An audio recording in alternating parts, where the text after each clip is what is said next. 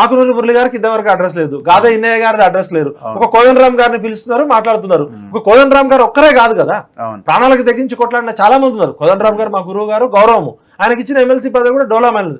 నేను స్పష్టంగా రేవంత్ రెడ్డికి రిక్వెస్ట్ చేస్తున్నా, డిమాండ్ చేస్తున్నా, మీ పార్టీ అధికారంలోకి రావడానికి, కేసీఆర్ ప్రభుత్వం కూలిపోవడానికి 10 సంవత్సరాలు కేసీఆర్ తో డి అంటే డి అని కొట్లాడిన చాలా మంది విద్యార్థి నాయకులు ఉన్నారు, పౌర సమాజంలో మేధావులు. కాంగ్రెస్ పార్టీలో బక్కా జడ్సన్ అనే వ్యక్తి మనందరికన్నా, మనకంటే అన్ని అవయవాలు ఉన్నాయి, శరీరం భగవంతుడి దయవల్ల ఉంది. ఆయనకి పాపం యాక్సిడెంట్ కావడం వల్ల ఆయన నడవడానికే చాలా ఇబ్బంది పడుతున్న వ్యక్తి, అందరికన్నా ఎక్కువగా కొట్లాడుతున్న జడ్సన్ ని పిలిచి ఒకసారి మాట్లాడండి.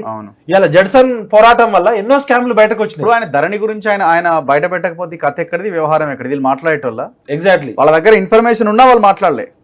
ఇప్పుడు జడ్సన్ లాంటి ఇక్కడ రేవంత్ రెడ్డి గారు, మీరు పెద్దన్న, ఇప్పుడు మోడీ ఎట్లయితే బడే బాయ్ అన్నారో, మీరు తెలంగాణకి మీరే బడే బాయ్. మరి పెద్దన్న పాత్ర పోషించాల్సినప్పుడు చిన్న చిన్న ఇగో ప్రాబ్లమ్స్ ఉంటే పక్కకు పెట్టండి.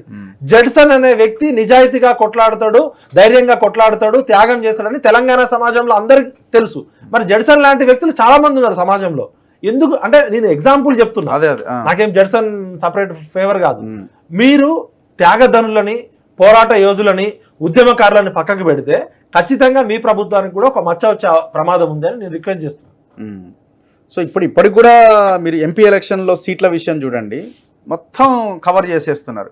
నల్గొండలో జానారెడ్డి కొడుకు, ఇక్కడ భువనగిరిలో కోమటిరెడ్డి ఆయన భార్య కన్ని, లేకపోతే మా అన్న కొడుకు కన్ని, ఓకే, లేకపోతే ఇంకొక రెడ్డిని తెచ్చి ఆడబెట్టాలి, లేకపోతే వీళ్ళు ఎవరు రాలేదనుకో రాహుల్ గాంధీని పోటీ చేస్తే బాగుంటుంది అంటే అసలు అంటే ఒక బీసీకి ఇవ్వాలి లేకపోతే ఇంకెవరికన్నా ఇవ్వాలన్న ఆలోచన ఎవరు చేయట్లే.